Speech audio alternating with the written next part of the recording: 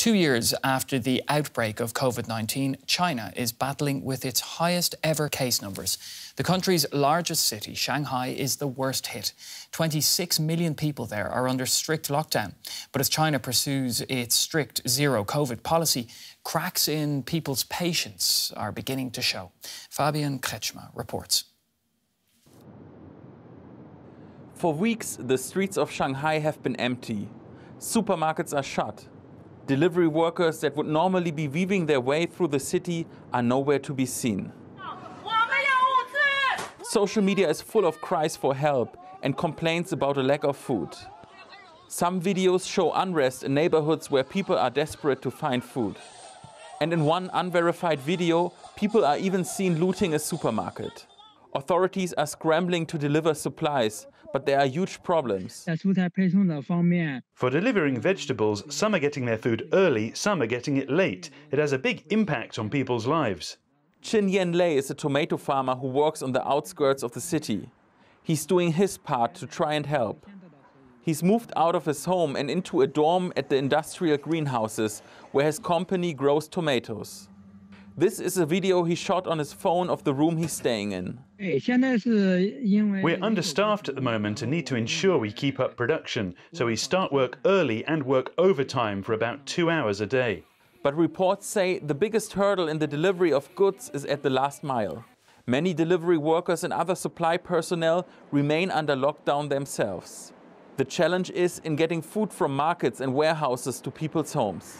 The local government is now trying to mobilize delivery workers to get back to work, as long as there aren't any positive cases within their residential compounds. The bottlenecks could pose a serious problem to the government. Frank Tsai is CEO and founder of China Crossroads and a risk specialist. He's a resident of Shanghai and has been under lockdown himself for over a week.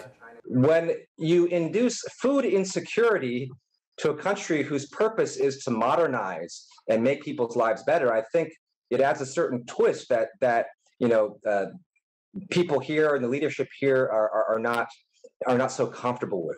For the past 2 years, China has touted its approach towards containing the virus and pointed towards its rampant spread in the West as a marker of its superiority. This could break the narrative that China's system is better at doing this, especially if it really explodes in the next few weeks.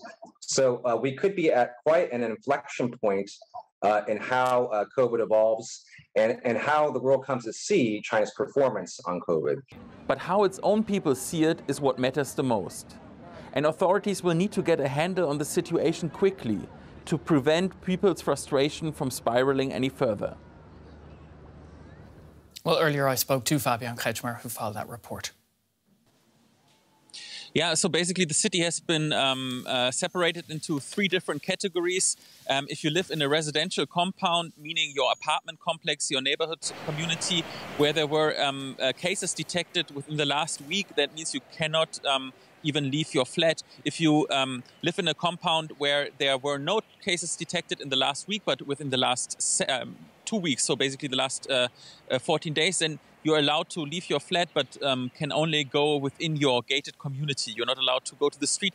And only for those people who live in a neighborhood community where there were no cases for the last 2 weeks, they are allowed to go to the street now, but only in a confined area, and there's really not much to do. So, I mean, public transportation is basically shut. All the public facilities are shut. So, I mean, it is an easing, but a very cautious one. And as soon as there's only one single case within your whole neighborhood, the community shuts down again. So it's really precarious. Right, so you can't travel to Shanghai. We're hearing from these restrictions that you've just mentioned. What's your sense of how serious the situation is there in Shanghai?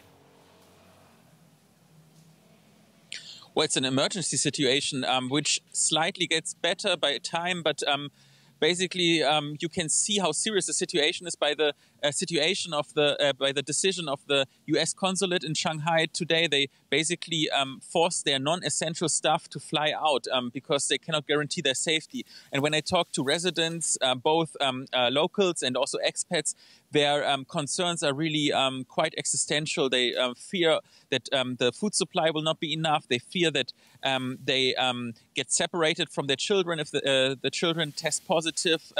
they also, in general, are not so much afraid of the virus, but more afraid of getting dragged into the isolation centers, because the hygienic conditions there are really quite devastating, and you basically are locked there with several thousands of people, and it's really not a pleasant experience. So I think it's getting better with time, and we saw the recent easing, but it's a really tense situation.